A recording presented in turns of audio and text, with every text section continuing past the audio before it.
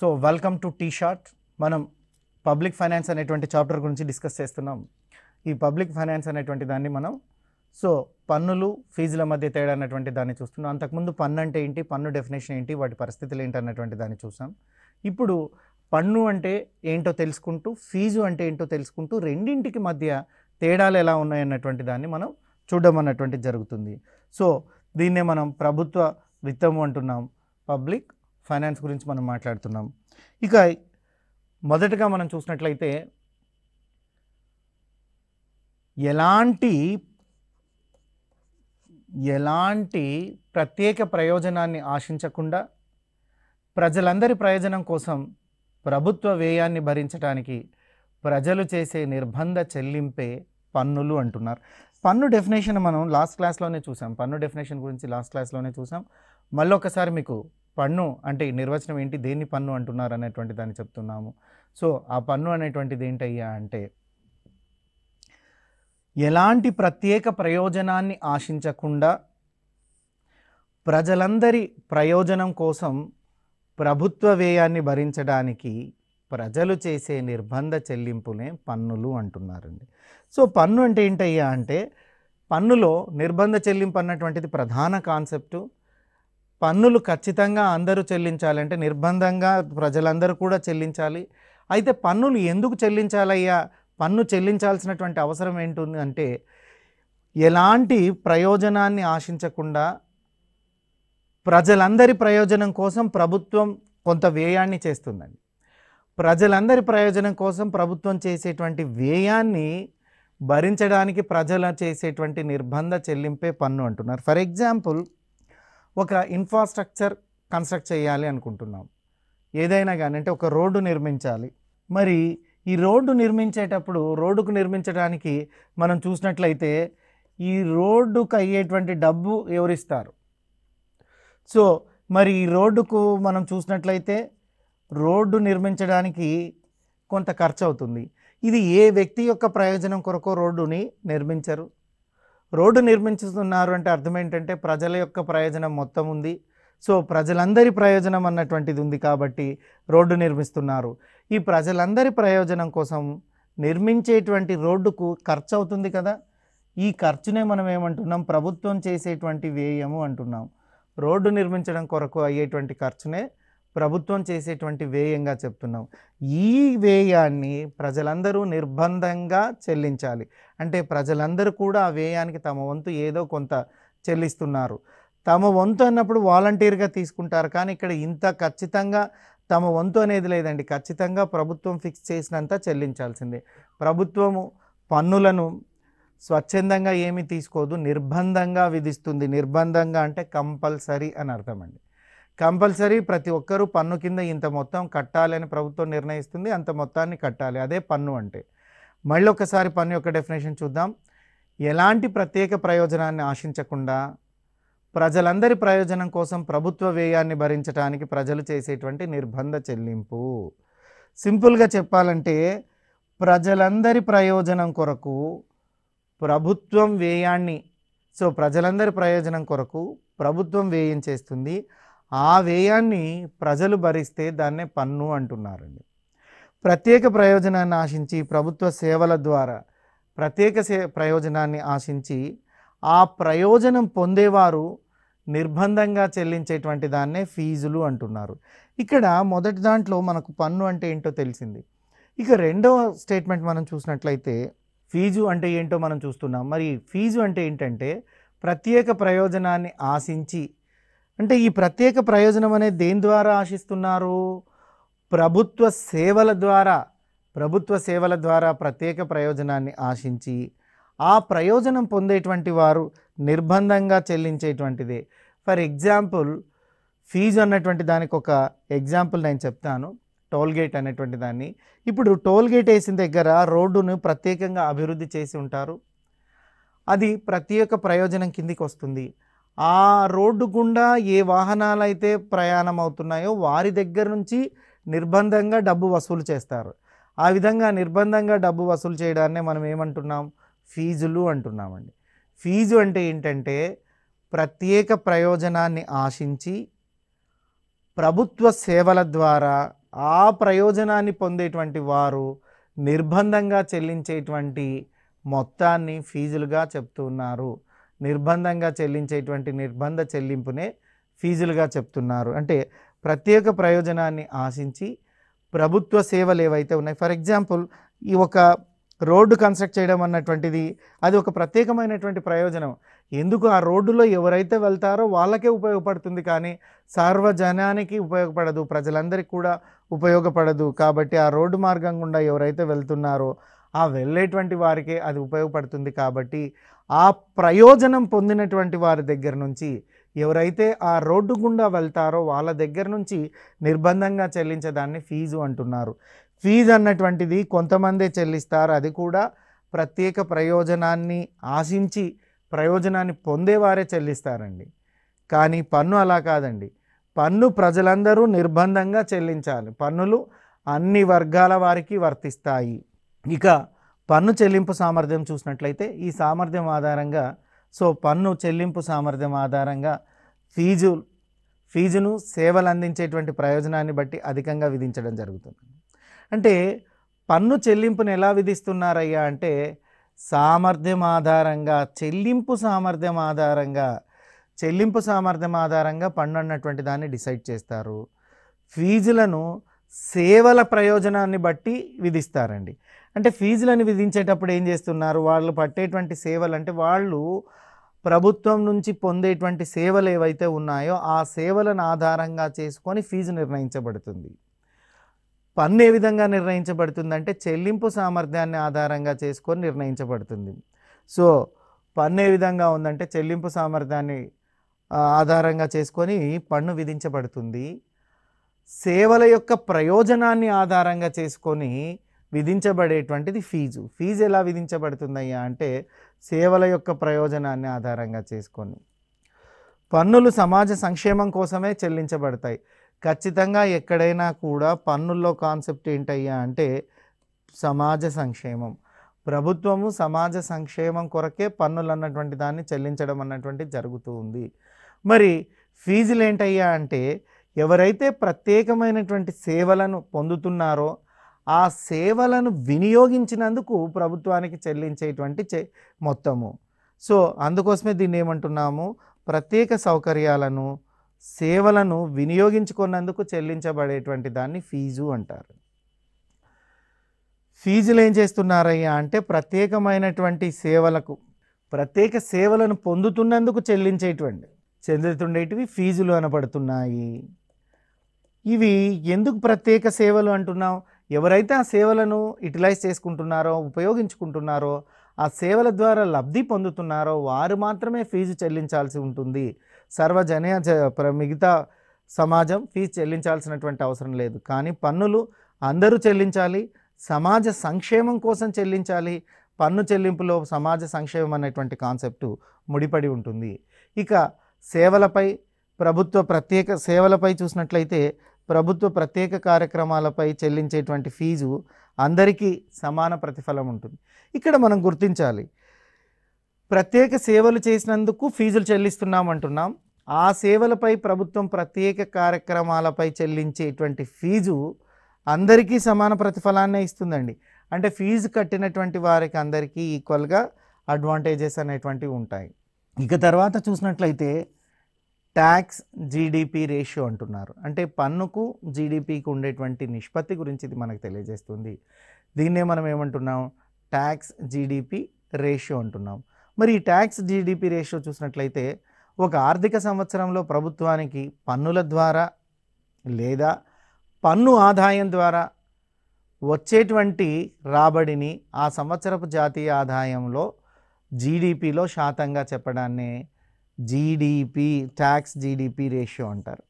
ఈ tax GDP ratio అంటే ఏంటో కాదండి, ఒక సంవత్సర కాలంలో ప్రభుత్వానికి పన్నుల ద్వారా, ప్రభుత్వానికి పన్నుల ద్వారా లేదా పన్ను ఆదాయం ద్వారా వచ్చినటువంటి రాబడిని, ప్రభుత్వానికి పన్నుల ద్వారా లేదా పన్ను ఆదాయం ద్వారా వచ్చినటువంటి రాబడిని ఆ సంవత్సరపు జాతీయ ఆదాయములో శాతంగా చెప్పడాన్ని, అంటే ఫర్ ఎగ్జాంపుల్ జాతీయ ఆదాయము 100 రూపాయలు వచ్చింది అనుకుందామండి. ఈ 100 రూపాయలలో పన్నుల ద్వారా ఎంత వచ్చింది, ఎంత నిష్పత్తి వచ్చిందో చెప్పేదాన్నే ట్యాక్స్ జీడిపి రేషియో అంటున్నారు. అంటే ఈ 100 రూపాయలకు వివిధ మార్గాల ద్వారా సో జాతీయ ఆదాయం రావచ్చును, వస్తుంది.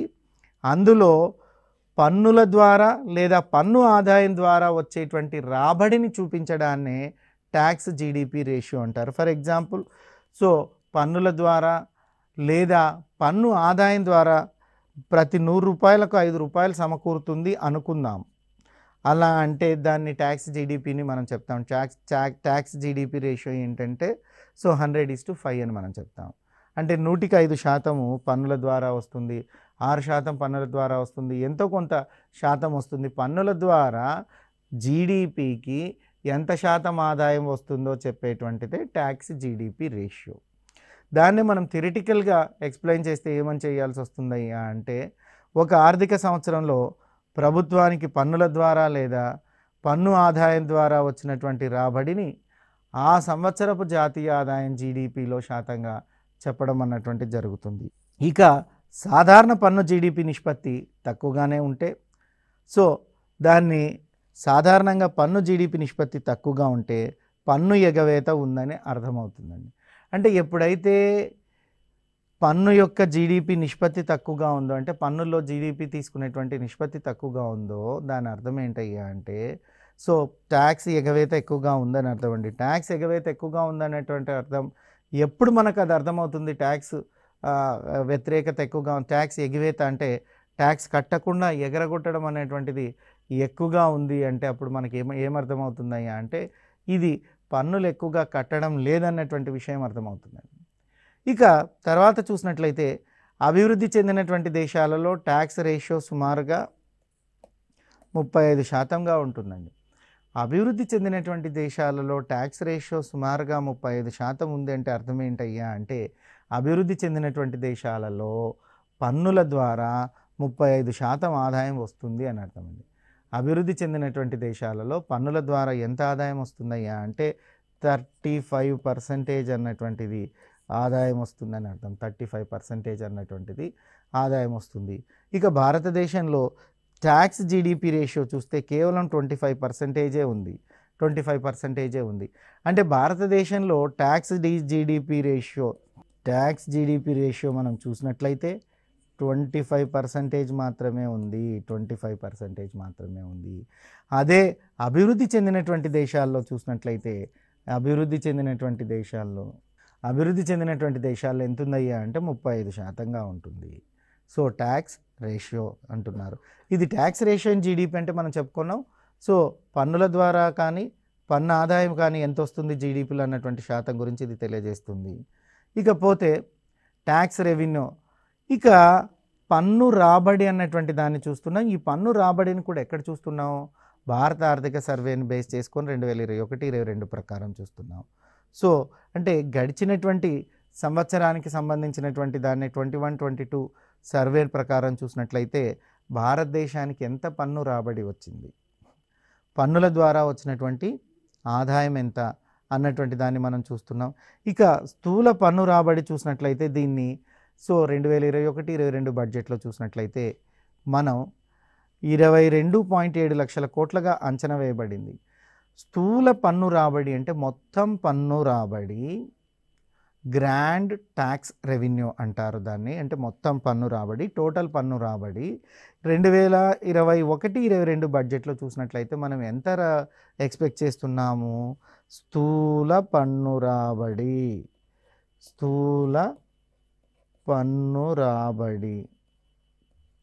ఇది ఎంత ఉందయ్యా అంటే 22.17 లక్షలు ఉందండి. సో 22.17 లక్షలు ఉందండి. సో ఇది స్థూల పన్ను రాబడి 22.17 ఏ సంవత్సరానికి ఉంది? సో మనం చెప్పాం 2021-22 సర్వేని అనుసరించి 2021-22 సర్వే ప్రకారం 2021-22 సర్వే ప్రకారం మనం చూసినట్లయితే మనకు దేశానికి పన్నుల ద్వారా ఎంత రాబడి రాగలదని ఎక్స్పెక్ట్ చేస్తున్నామయ్యా అంటే స్థూల పన్ను రాబడి అంటున్నారు. అది 22.7 సో 22.17 లక్షలుగా సో లక్షల కోట్లు సో లక్షల కోట్లు ఎంత ఉందయ్యా అంటే 22.7 లక్షల కోట్లు 22.17 లక్షల కోట్లుగా మనం అంచనా వేయడం అన్నటువంటి జరిగింది. ఇందులో ప్రత్యక్ష పన్నులు ప్రధానంగా కార్పొరేట్ మరియు వ్యక్తిగత పన్ను ఆదాయమే ఎక్కువగా ఉన్నాయి.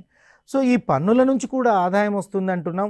ఓవరాల్గా పన్నుల నుంచి ఎంత ఆదాయం వచ్చిందయ్యా అంటే 22.17 లక్షల కోట్ల ఆదాయం అన్నటువంటిది పన్నుల ద్వారా మనకు వచ్చినట్లుగా మనం చెప్తున్నాం. మరి ఈ పన్నుల్లో కూడా చూసినట్లయితే రకాలు ఉంటాయి. ప్రత్యక్ష పన్ను అని పరోక్ష పన్ను అని రకాలుగా ఉంటాయి. ప్రత్యక్ష పన్నుల ద్వారా అదేవిధంగా కార్పొరేట్ పన్ను మరియు వ్యక్తిగత ఆదాయ పన్నులో చూసినట్లయితే 60% ఉన్నాయి. అంటే ఈ మొత్తం జీడిపిలో చూసినట్లయితే ఈ మొత్తం పన్ను రాబడిలో చూసినట్లయితే మొత్తం పన్ను రాబడులు 22.17 లక్షల కోట్లు అయితే ఆ 22.17 లక్షల కోట్లలో 60% ఆదాయము ప్రత్యక్ష పన్నులు అంటే డైరెక్ట్ ట్యాక్స్ నుంచే వస్తుంది. ప్రత్యక్ష పన్నులు మరియు కార్పొరేట్ పన్ను అదేవిధంగా వ్యక్తిగత పన్ను సో వ్యక్తిగత ఆదాయ పన్ను అంటే పర్సనల్ ఇన్కమ్ ట్యాక్స్ అంటున్నారు. వ్యక్తిగత ఆదాయ పన్ను అంటే ఈ మూడు పన్నులే మనకేం కనపడుతున్నాయి అంటే దాదాపుగా ఈ మూడు పన్నులే మనకు 60%. అంటే ఈ పన్నులు మొత్తం 60%. ఎందులో 60%? ఈ 22.17 లక్షల కోట్లలో 22.17 లక్షల కోట్లలో మనకు అధికంగా 60% ఆదాయము ప్రత్యక్ష పన్నులు డైరెక్ట్ ట్యాక్స్ల నుంచి. అందులో కూడా ఈ డైరెక్ట్ ట్యాక్స్లో కూడా తీసుకుంటే ప్రధానంగా కార్పొరేట్ పన్నుల గురించి సో వ్యక్తిగత ఆదాయ పన్ను అన్నటువంటిది అంటే వ్యక్తిగత సో ఆదాయ పన్ను ట్యాక్స్ అన్నటువంటిది ఏదైతే ఉందో వ్యక్తిగత ఆదాయ పన్ను అన్నటువంటిది జీటీఆర్లో 60% ఉంది. సో 60%లో ఇక్కడ నుంచే మనకు ఉందంటే ఇన్కమ్ ట్యాక్సు కార్పొరేట్ ట్యాక్స్ నుంచే మనకు ఎక్కువగా పన్ను వస్తుంది అని అర్థమండి. ఇక జీడిపికి సంబంధించినటువంటి ప్రధాన పన్నుల ధోరణి మనం చూసినట్లయితే గడిచినటువంటి ఆర్థిక సంవత్సరంలో చూసిన పెరుగుదల ధోరణితో పోలిస్తే ఎప్పుడైనా కానీ పన్నులు వచ్చాయా లేదా అన్నటువంటిది గడిచినటువంటి ఆర్థిక సంవత్సరంతో మనం పోల్చి చూడాలంటే మునుపటి ఆర్థిక సంవత్సరం ఏదైతే ఉందో ఆ మునుపటి ఆర్థిక సంవత్సరాల్లో చూసినటువంటి పెరుగుదల ధోరణితో పోలిస్తే 2021 తాత్కాలిక అంచనాలలో కార్పొరేట్ పన్ను మరియు వ్యక్తిగత ఆదాయ పన్ను నుండి వసూలు తక్కువగా ఉన్నాయి. ప్రస్తుతం చూసినట్లయితే కార్పొరేట్ పన్ను నుంచి వచ్చేటువంటి ఆదాయం కొంత తగ్గింది. అదేవిధంగా వ్యక్తిగత ఆదాయ పన్ను అంటే పర్సనల్ ఇన్కమ్ ట్యాక్స్ ఏదైతే ఉందో ఈ వ్యక్తిగత ఆదాయ పన్ను పర్సనల్ ఇన్కమ్ ట్యాక్స్ నుంచి అదేవిధంగా కార్పొరేట్ ట్యాక్స్ నుంచి వచ్చేటువంటి వసూళ్ళు ఆశించినంతగా లేవు. వసూళ్ళు తక్కువగా ఉన్నాయి. వసూళ్ళు ఆశించినంతగా లేవు. వసూళ్ళు కొంచెం తక్కువగా ఉన్నాయి అన్నటువంటి దాని గురించి మనం డిస్కస్ చేయడం అన్నటువంటిది జరుగుతుంది. సో మరి చూసినట్లయితే వసూళ్ళు కొంచెం తక్కువగానే ఉన్నాయి. ఇక పన్ను భారం ఎవరు భరిస్తారు అన్నటువంటి దాన్ని బట్టి కూడా పన్నులను 2 రకాలుగా వర్గీకరించడం జరుగుతుంది. అంటే ఇక్కడ మనం పన్నుల వర్గీకరణ గురించి రాస్తున్నాం. పన్నుల వర్గీకరణ చూస్తే 2 రకాలుగా పన్నులు ఉంటాయండి. సో ఒకటి ప్రత్యక్ష పన్ను పరోక్ష పన్ను డైరెక్ట్ ట్యాక్స్ ఇండైరెక్ట్ ట్యాక్స్. ఈ ప్రత్యక్ష పన్నునే మనం డైరెక్ట్ ట్యాక్స్ అని పిలుస్తున్నాం. సో దీన్ని ఇండైరెక్ట్ ట్యాక్స్ అని పిలవడం అన్నటువంటిది జరుగుతుంది. ఇవి 2 రకాలు డైరెక్ట్ ట్యాక్స్ మరియు ఇండైరెక్ట్ ట్యాక్స్ అన్నటువంటి. ఈ డైరెక్ట్ ట్యాక్స్ ఇండైరెక్ట్ ట్యాక్స్ని ఎలా డివైడ్ చేస్తున్నారు, ఎలా విభజిస్తున్నారు, ఎలా వర్గీకరిస్తున్నారంటే పన్ను భారం ఎవరు భరిస్తారో అన్నటువంటి అంశాన్ని ఆధారంగా చేసుకొని అంటే పన్ను భారాన్ని భరించేటువంటి అంశాన్ని ఆధారంగా చేసుకొని పన్నులను 2 రకాలుగా విభజించడం అన్నటువంటిది జరుగుతుంది. ఆ 2 రకాలు ఏంటయ్యా అంటే ప్రత్యక్ష పన్ను పరోక్ష పన్ను అంటున్నారు. ప్రత్యక్ష పన్నునే మనం ఏమంటున్నాం డైరెక్ట్ ట్యాక్స్ అని, పరోక్ష పన్నుని ఏమని పిలుస్తున్నాం ఇండైరెక్ట్ ట్యాక్స్ అని పిలవడం అంటూ జరుగుతుంది. ఇక ప్రత్యక్ష పన్ను గురించి మనం డిస్కస్ చేద్దాం. ఈ ప్రత్యక్ష పన్ను ఏదైతే ఉంటే పన్ను డైరెక్ట్ ట్యాక్స్ గురించి మనం మాట్లాడుతున్నాం. దేన్ని డైరెక్ట్ ట్యాక్స్ అంటారు? సో అన్నటువంటి దాన్ని చూస్తే పన్ను తొలి ప్రభావము అంతిమ ప్రభావం ఒకే వ్యక్తి పైన పడితే దానిని ప్రత్యక్ష పన్ను డైరెక్ట్ ట్యాక్స్ అంటారు. ఇక్కడ మీ పుస్తకాల్లో ప్రభావం అని కూడా ఇవ్వకుండా పన్ను భారం అని ఇస్తారు. పన్ను భారమైన ప్రభావమైన ఓకే. పన్ను యొక్క తొలి ప్రభావము తుది ప్రభావము అంటే ఫస్ట్ లాస్ట్ అంతిమ తొలి ప్రభావము అంతిమ ప్రభావము ఒకే వ్యక్తి పైన పడితే దీన్నే ఇంకా మీ పుస్తకాల్లో ఎలా రాస్తారంటే తొలి భారము తుది భారము అని కూడా రాస్తారండి. పన్ను యొక్క తొలి భారాన్ని తుది భారాన్ని ఒకే వ్యక్తి భరిస్తే దాన్ని ప్రత్యక్ష పన్ను డైరెక్ట్ ట్యాక్స్ అంటారు. సో తొలి భారము తుది భారము ఒకే వ్యక్తి భరిస్తే దానిని ఏమంటున్నారు? దానిని అలా భరిస్తే డైరెక్ట్ ట్యాక్స్ అంటున్నారు. దానిని డైరెక్ట్ ట్యాక్స్ లేదా ప్రత్యక్ష పన్ను డైరెక్ట్ ట్యాక్స్ అంటున్నారు. డైరెక్ట్ ట్యాక్స్ ఏంటంటే డైరెక్ట్ ట్యాక్స్ అంటే ఏంటంటే తొలి భారము తుది భారము ఒకరే భరించాలి. దాన్నే మనం ఏం చెప్తున్నాం? పన్ను యొక్క తొలి ప్రభావము మరియు అంతిమ ప్రభావము అంటే చివరిది అయినటువంటిది అంతిమ ప్రభావం రెండు కూడా ఒకే వ్యక్తే భరించితే దాన్ని డైరెక్ట్ ట్యాక్స్ అంటారు. వీటిని బదిలీ చేయడానికి వీలు లేదు. అంటే డైరెక్ట్ ట్యాక్స్ ఏదైతే ఉందో ఆ డైరెక్ట్ ట్యాక్స్ని మనము ట్రాన్స్ఫర్ చేయలేం, బదిలీ చేసేటువంటి అవకాశం ఉండదు. అంటే ప్రత్యక్ష పన్నును ఏ వ్యక్తి మీద అయితే విధిస్తారో ఆ వ్యక్తి భరించాలి, ఆ వ్యక్తే కట్టాలి, అంతేకాని ఇతరులపై బదిలీ చేసేటువంటి అవకాశం ఉండదు. ఇతరులకు బదిలీ కూడా చేయలేము. అందుకే మనం ఏం చెప్తున్నాం? డైరెక్ట్ ట్యాక్స్ని బదిలీ చేయడానికి వీలుండదు. అంటే మనం ఏం చెప్తున్నాం? ప్రత్యక్ష పన్నులను బదిలీ చేయలేము. డైరెక్ట్ ట్యాక్స్ని బదిలీ చేయలేము. ఇది మనకు ఉండేటువంటి కాన్సెప్ట్. ఇక బదిలీ చేయడానికి వీలు కాదు కాబట్టి బదిలీ చేయలేము అని చెప్తున్నాం. తర్వాత తొలి భారం అంతిమ భారం సో ఒకరిపైనే పడుతుంది. సో తొలి భారము అంతిమ భారము ఖచ్చితంగా ఒకే వ్యక్తి పైన పడతాయి. అలా పడితేనే మనం దాన్నే ఏమని చెప్తున్నాము? డైరెక్ట్ ట్యాక్స్ అని చెప్తున్నాం. సో డైరెక్ట్ ట్యాక్స్ ఏంటంటే తొలి భారము అంతిమ భారము ఒకే వ్యక్తి పైన పడితే దాన్ని మనం డైరెక్ట్ ట్యాక్స్ అంటున్నాము. సో ఇది ప్రత్యక్ష పన్ను నిర్వచనం ఏంటయ్యా అంటే తొలి భారము అంతిమ భారం ఒకరిపైనే పడుతుంది. సో పన్ను యొక్క తొలి ప్రభావము అంతిమ ప్రభావము ఒకే వ్యక్తి పైన పడితే దానిని ప్రత్యక్ష పన్ను అంటారు. ఇక్కడ చూసినట్లయితే ఆదాయం ఆస్తులపై విధించేటువంటి పన్నులు ఈ కోవకే చెందుతాయి. అంటే ఆదాయంపై విధించే పన్ను కానీ ఆస్తులపై విధించేటువంటి పన్ను కానీ రెండు పన్నులు ఏ రకానికి చెందినటువంటివి అంటే సో డైరెక్ట్ రకానికి చెందినటువంటివి డైరెక్ట్ ట్యాక్సెస్ అంటారు. ఆదాయంపై ఆస్తులపై విధించేటువంటి పన్నులు చూసినట్లయితే డైరెక్ట్ ట్యాక్స్గా అనబడతాయి. పన్ను ఎవరిపై విధించబడుతుందో వారే చెల్లిస్తారు. ఈ డైరెక్ట్ ట్యాక్స్లో పన్ను ఎవరి మీద విధిస్తే ఎవరి పేరు మీద వస్తే వారే చెల్లించాల్సినటువంటి అవసరం ఉంటుంది. సో పన్ను ఎవరిపైన విధించాల్సి వస్తే ఆ పన్నును వారే చెల్లించాల్సినటువంటి అవసరం ఉంటుంది. పన్ను విధించినటువంటి ఎవరిపైన విధించబడుతుందో వారే చెల్లిస్తారు. ఉదాహరణ చూసినట్లయితే ఇన్కమ్ ట్యాక్స్ అన్నటువంటిది ఒక డైరెక్ట్ ట్యాక్స్కు ఉదాహరణ. ఇన్కమ్ ట్యాక్స్ ఎవరికి ఆదాయం ఉంటుందో ఎవరిపైన అయితే విభజించబడుతుందో వాళ్ళే తీసుకురావాలి. రెండోది కార్పొరేట్ ట్యాక్స్.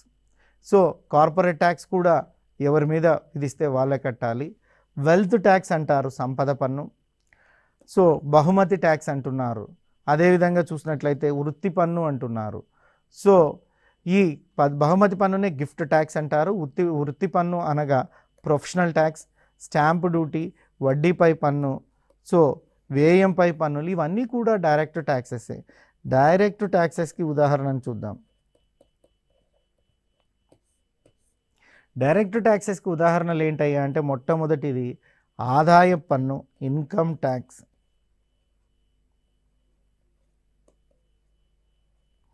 ఇన్కమ్ ట్యాక్స్ ఒక డైరెక్ట్ ట్యాక్స్ ఎగ్జాంపుల్. రెండోది కార్పొరేషన్ ట్యాక్స్ ఆల్సో దీనికి సంబంధించినటువంటి డైరెక్ట్ ట్యాక్స్కి సంబంధించింది. ఇక మూడోది చూసినట్లయితే బహుమతి పన్ను.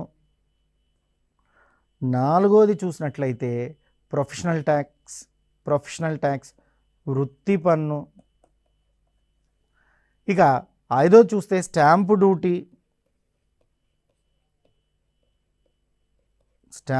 డ్యూటీ. ఇక 6వది చూసినట్లయితే వడ్డీపై పన్ను, వ్యయం పన్ను. 6వది వడ్డీపై పన్ను. 7వది వ్యయంపై పన్ను. ఈ వడ్డీ పన్ను కావచ్చు, వ్యయం పై పన్ను కావచ్చు, ఇవన్నీ కూడా డైరెక్ట్ ట్యాక్స్కి ఎగ్జాంపుల్సే. అంటే నేరుగా ఏ వ్యక్తి మీద అయితే విధించబడతాయో ఖచ్చితంగా ఆ వ్యక్తే ఈ పన్నులను బేర్ చేయాల్సినటువంటి అవసరం ఉంటుంది.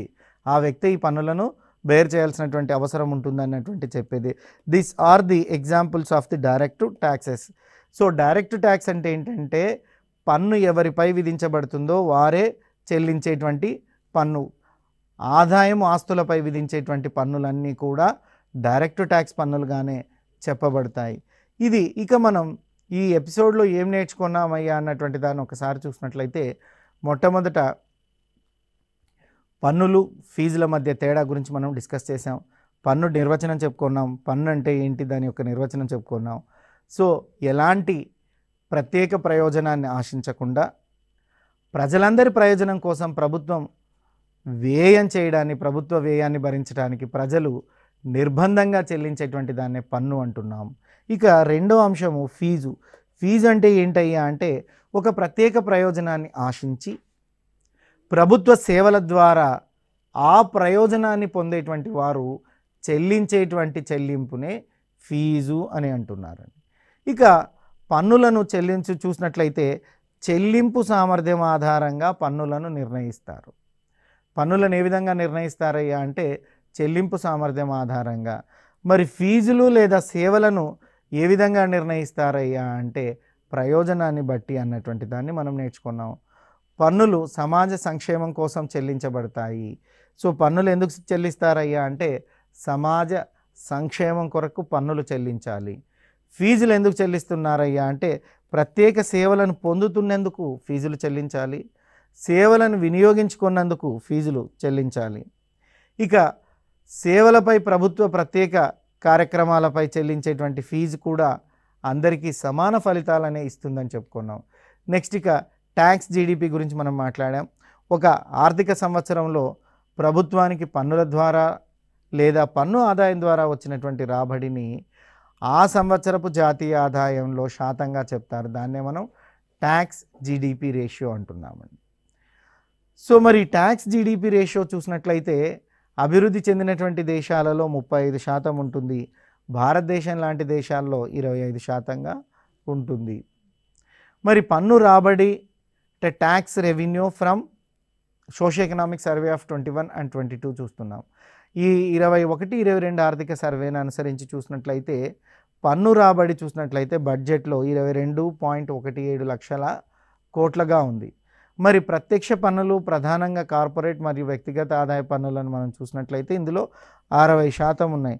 అంటే ఏమేమి ఉన్నాయి 60% అంటే ప్రత్యక్ష పన్నులు, కార్పొరేట్ పన్నులు, వ్యక్తిగత పన్ను ఆదాయమే 60% అబోవ్గా ఉన్నది.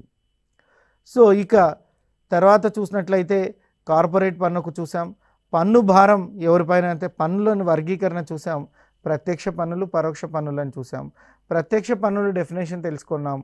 పన్ను తొలి ప్రభావం మరియు అంతిమ ప్రభావం ఒకే వ్యక్తి పైన పడితే దానిని ప్రత్యక్ష పన్ను అంటారు. సో తర్వాత వీటిని బదిలీ చేయడానికి వీలు లేదు. ఇది తర్వాత డైరెక్ట్ ట్యాక్సెస్కి రకాలు ఏంటి అన్నటువంటి దాన్ని చూసాం. Income tax, corporator tax, income tax, corporate tax, బహుమతి పన్ను, సో గిఫ్ట్ ట్యాక్స్, వృత్తి పన్ను, ప్రొఫెషనల్ ట్యాక్స్, అదేవిధంగా స్టాంపు డ్యూటీ, అదేవిధంగా వడ్డీపై పన్ను, అదేవిధంగా ఖర్చుపై పన్ను కూడా ఉంటే దాన్ని డైరెక్ట్ ట్యాక్స్ అనడం అన్నటువంటిది చూసింది. ఇక నెక్స్ట్ ఎపిసోడ్లో మనం ఇండైరెక్ట్ ట్యాక్స్ అంటే ఏంటో నేర్చుకుందాం. సో ఇండైరెక్ట్ ట్యాక్స్లు ఎలా ఉంటాయి అన్నటువంటి దాన్ని నెక్స్ట్ ఎపిసోడ్లో నేర్చుకుందాం.